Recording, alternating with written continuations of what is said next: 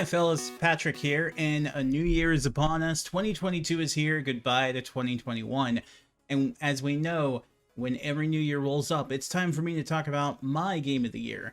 Now, of course, if you're part of my community, we've already decided what the community's game of the year is, which happens to be the first one that I have listed here, Resident Evil Village.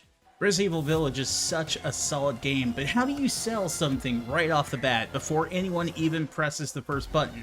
You get a bunch of people horny, and then you do a little swerve. That aside, all of the promotional nonsense aside, it's a solid game, one of the best I've played, and it's such a brilliant way to continue what 7 started. So if you haven't had a chance to try Resident Evil Village yet, I highly, highly recommend it.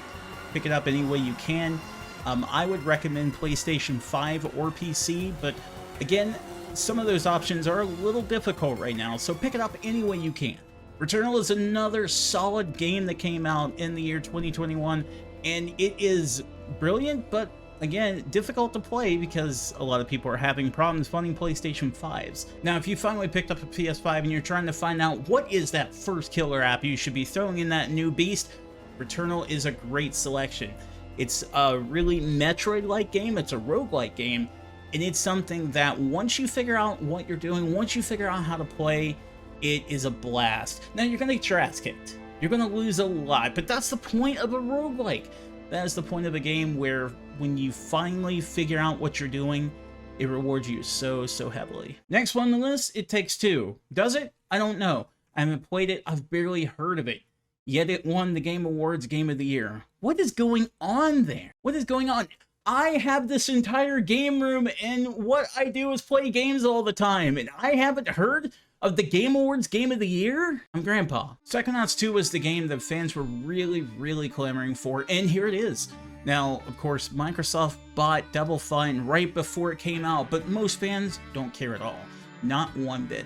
They were still able to get their Psychonauts 2 on their platform of choice, and even if it becomes an exclusive in the future, I know quite a few Psychonauts fans who have told me they will jump on that Microsoft bandwagon just to get Psychonauts 3. For anybody who is clamoring for this and that's your game of the year, I get it. Monster Hunter Rise is a series that I can say I'm super familiar with, but every time I've played it, it's done wonderfully for me. I've had fun both in solo, I've had fun online with friends, I've had fun in the same room with people who have shown me, the more advanced ways to play. This is a game that rewards you the more that you learn, the more you hunt, and the more you just try to understand the game. Deathloop, Deathloop, Deathloop, everybody's talking about Deathloop. I'm out of the loop. I haven't played it, but something tells me I probably should. And we gotta talk about Halo Infinite for a moment. Talk about the game that everybody buried right out of the gate and said, this is trash, try again. And so you know what? 343 did go back and try again. 343 got it. 343 had to borrow a little bit from Halo 3, but they got it. Halo Infinite is an awesome game. Whether you're playing the multiplayer, if you want to play the single player, it's amazing. So if that's your game of the year, I understand. It almost was mine. Almost, but not quite. Final Fantasy Endwalker. Do I have to talk about this game? Seriously, because everybody else I know who loves the game will do it for me. I don't have to say a word, and I'm not telling you anything you don't already know. People who have been there for Final Fantasy XIV from the very beginning, and then all the expansions, this is like their coup de grace. This is the top of the mountain for them. And they are beyond excited, they are beyond thrilled for this, but at the same time, just a little bit of sadness because they know for this iteration, this is the end. But they are so excited to see what's up next. And now, I'm at the end of this list, so I'm sure most of you know what that means.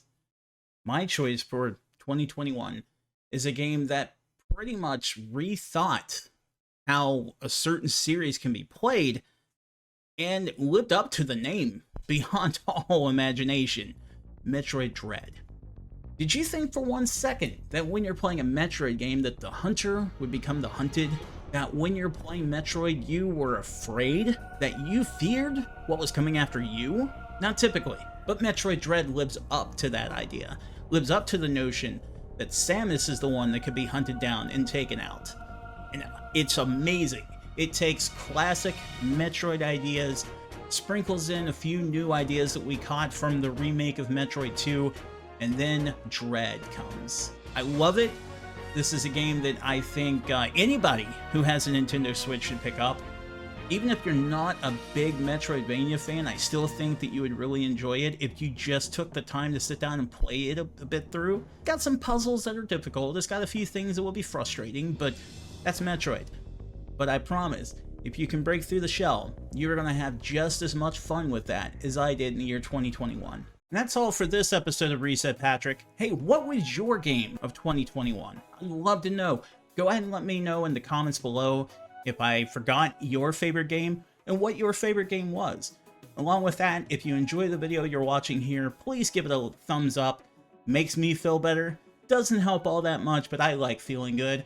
Or if you like the content, feel free to subscribe if you aren't already subscribed, and hit that bell so you get all notifications. Seriously, I know that all YouTubers say this to you, but it really helps me in the algorithm while I'm just a tadpole out here doing what I do.